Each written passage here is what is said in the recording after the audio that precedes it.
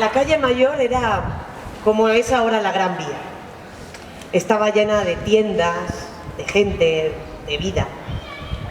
No es que sea mejor ni peor, es que era otra cosa. Lo primero que recuerdo es mi casa. Me parece ahora como una casa enorme. En la primera planta vivía con mis hermanos. En la segunda estaban mi abuela y mi tía. Y en la tercera, mis primos. En la planta baja estaba la carpintería de mi padre. Me acuerdo cuando mi madre se asomaba por el hueco de la escalera y lo llamaba para comer. ¡Jesús, sube, que ya está la comida lista! Ah, y enfrente de mi casa estaba la panadería de mi abuela. Recuerdo cómo la gente iba a la panadería a comprar el pan y las sobadas.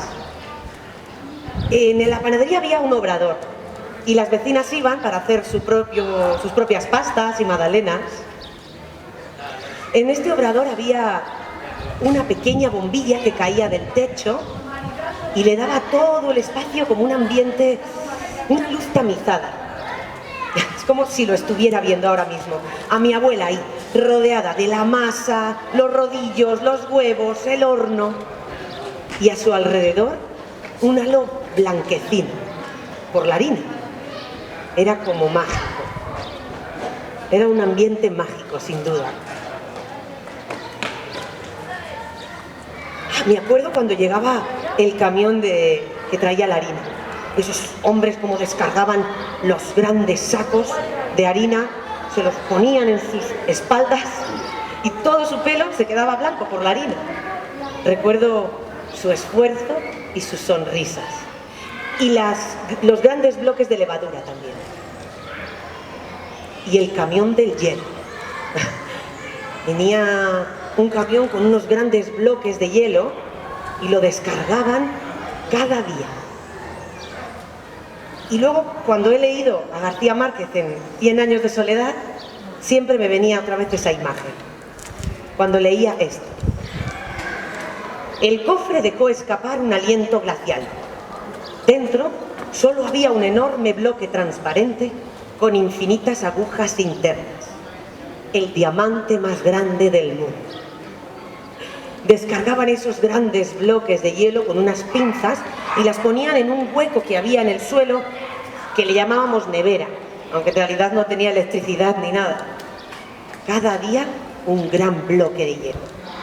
Cada día un diamante. Esta calle era increíble. Había días que había muchísimo trajín, movimiento, gente por todos los lados, mucho ruido. Y había días de una calma increíble, un silencio total. Y solo estaban los movimientos mecánicos de las manos sobre la masa, haciendo el pan. Entre ese trajín y esa calma, siempre se escuchaba el timbre del teléfono antiguo de baquelita. Es como si lo estuviera escuchando ahora, ese timbre. Era el único teléfono que había en toda la calle. Primero tenía 4 dígitos y después 6. Esta calle era mi mundo, mi primer mundo. Aquí en la calle jugábamos todos. Mis amigos, mis hermanos, los vecinos, todos éramos amigos. Hacíamos mucha vida en la calle. Y alguien de repente decía, he hecho la merienda, y para allá que nos íbamos todos. Era un mundo que puede parecer pequeño, porque es solo una calle, pero estaba lleno de experiencias, era enorme en experiencias. Un mundo que no estaba exento de peligros, porque los coches pasaban por la calle, pero siempre había alguien que te quería cerca vigilando. Era una vigilancia de lejos, lo que hacía que te sintieras con confianza en ti mismo. Había mucha mezcla entre el mundo de la infancia y el mundo de los adultos. No como ahora, que cada cosa tiene como su espacio. Hay un momento para la calle, otro momento para las tiendas, para el colegio, para la diversión. Pero antes no. Antes estaba todo mezclado. Me gusta recordar todos estos momentos. Los recuerdo con mucha ternura. Había muchos comercios y muchas tiendas en esta calle. Por ejemplo, había 2 panaderías, 2 pastelerías, una carnicería, una pescadería, una tienda de vinos, varias tiendas de comestibles. Estaba la tienda de revistas, donde comprábamos el Regaliz y los tebeos, las chuches. Una farmacia, una zapatería, calzados Eve. Y eso que mi abuela decía que cuando ella era joven, la calle tenía todavía muchísima más vida. Todos estos comercios se quedaron grabados en mi memoria. También había una carbonería, donde se podía comprar la grasa, el petróleo, el carbón. Recuerdo que en invierno sacaban unos grandes toneles, los llenaban de grasa y los encendían. Y eran como hogueras improvisadas para que la gente pudiera calentarse. Me acuerdo pasar por entre los toneles y calentarme en este fuego. Era un espectáculo. Bueno, ahora es otro espectáculo, diferente. Como os digo, no es que fuera mejor ni peor, era otra cosa. Los jóvenes tuvimos mucha suerte de vivir en ese momento y ahora los jóvenes viven otras cosas. Mi madre me mandaba a comprar jamón de york en la tienda que había a la vuelta de la esquina, en la calle Mercaderes. Antes solo había un tipo de jamón de york, 2 de chorizo y 1 de mantequilla. Bueno, y la 3 colores, que eso era todo un lujo, muy exótico. Lo que más me gustaba de ese sitio era el lugar, el comercio. Era increíble. Había un mostrador de mármol blanco con unos pequeños cristalitos en forma de luna que protegían el género.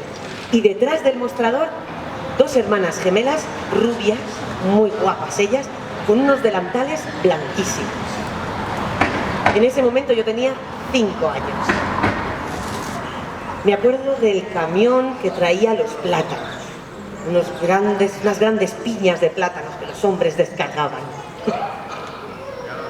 Mi padre era un artista, le gustaba mucho el arte. Había estudiado escultura en la Escuela de Artes y Oficios y trabajaba en la carpintería porque era el negocio familiar, pero en realidad a él siempre le había gustado mucho la escultura y todo lo que tuviera que ver con la escultura.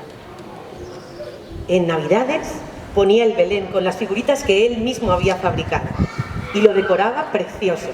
Cogía las telas de araña de la carpintería y el polvo de la madera y así decoraba el Belén. En la noche de Reyes recuerdo que siempre escuchábamos ruido en la carpintería. Nos decían que no era él. Bueno, luego nos enteramos que sí, pero nos encantaba bajar el día de Reyes y descubrir los regalos. Y siempre lo hicimos con la misma ilusión.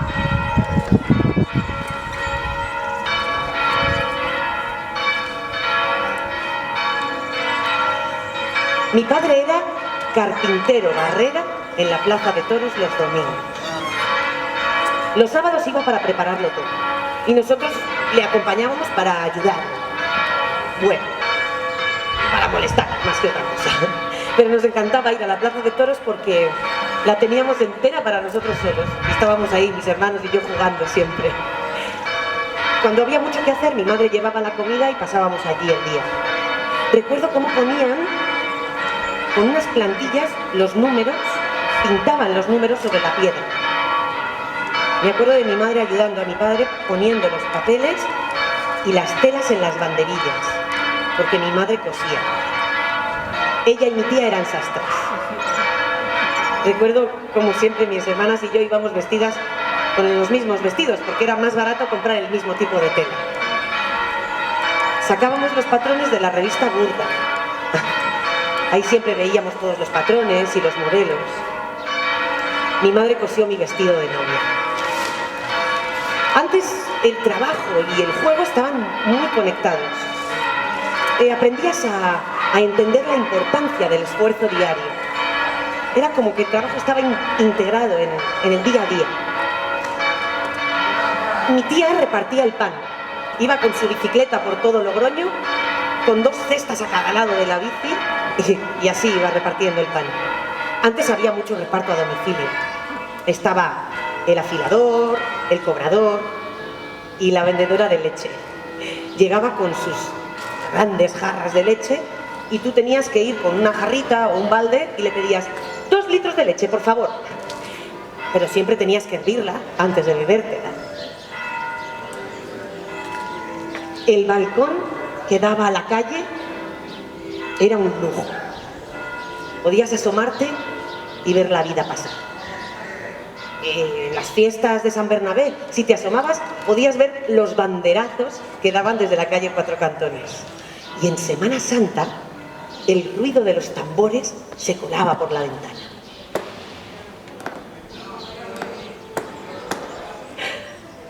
Veías los pasos del Corpus y ponían flores en toda la calle. Era un espectáculo para todos los sentidos.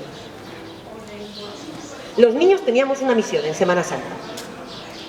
Estábamos siempre asomados al balcón y avisábamos a los adultos que estaban dentro merendando cada vez que pasaba un paso.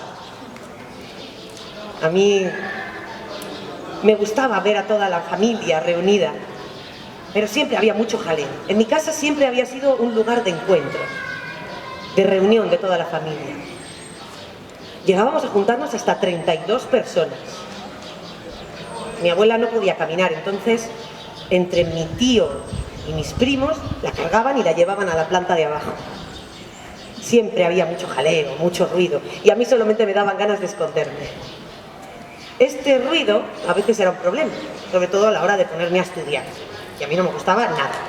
Me tenía que sentar y estar ahí concentrada, pero yo es que eso de estar en silencio, sin hacer nada manual, como que no iba mucho conmigo. Y cuando había algo de silencio, yo enseguida ponía algo de música. Pero mis padres me decían que no, que tenía que estudiar. Recuerdo los libros de arte que había en mi casa y de escultura. Y uno de fabricación de puertas que estaba en alemán. Mi madre me decía que antes los cambios se sucedían muy rápidamente. Cuando ella era joven, bajaba al Ebro chiquito, para lavar la ropa a mano, y la extendían sobre la hierba para que pudiera secarse. Y yo me acuerdo cuando era pequeña que nos bañaban en unos barreños enormes, y ya ves ahora, la gente tiene unas duchas en casa que parece es un spa. Y las lavadoras, había unas lavadoras de tambor donde se ponía la ropa por la parte de arriba, y ahora ya ves, hay unas lavadoras llenas de botones. Imposible de entender. Y las vacaciones. Las vacaciones eran otra cosa. Ahora la gente se va a Salou. Pero nosotros nos íbamos a las piscinas del río Ebro. Había 3 piscinas que rodeaban la orilla del Ebro. Una daba al camping y la del medio era la más profunda. En verano, cuando terminaba el colegio, teníamos como una especie de rutina. Nos íbamos siempre por la mañana a la piscina. Y los sábados, cuando mi papá no trabajaba, pues íbamos a pasar el día allí. Llevábamos siempre nuestra comida y siempre el mismo menú. Tortilla de patata, filetes empanados y ensalada. Podías llevar tu propia comida o cocinarla allí en los asadores. Podías sentarte en los merenderos y pedir la bebida. La gente solía hacer eso y se llenaba de mucho ruido. Había muchos olores, una mezcla de olores. A mí no me gustaba mucho. Y lo que menos me gustaba eran las 2 horas que había que esperar para hacer la digestión. El tiempo más largo del mundo, no me digas. Creo que el tiempo como que se paralizaba. Y así fue pasando la vida. Y aunque yo seguía ayudando en casa y colaborando en el trabajo de mis padres, y me entraban siempre cada vez más ganas de volar. Y la mayor se fue haciendo pequeña. Con 14 años salía a cobrar las facturas. Me gustaba, aunque a veces era un poco complicado porque había personas que no pagaban. Por ese momento, así en la adolescencia, pues me gustaba mucho ir al cine. íbamos mucho al cine, sobre todo los domingos, en la sesión matinal. Íbamos al colegio de Escolapios, donde iban mis primos. Ah, y la religión estaba muy presente y estaba muy relacionada con el ocio. Todos los colegios tenían cine y los muchachos y las muchachas nos apuntábamos a catequesis. Era la única manera que teníamos de poder juntarnos. Allí conocí a mi marido.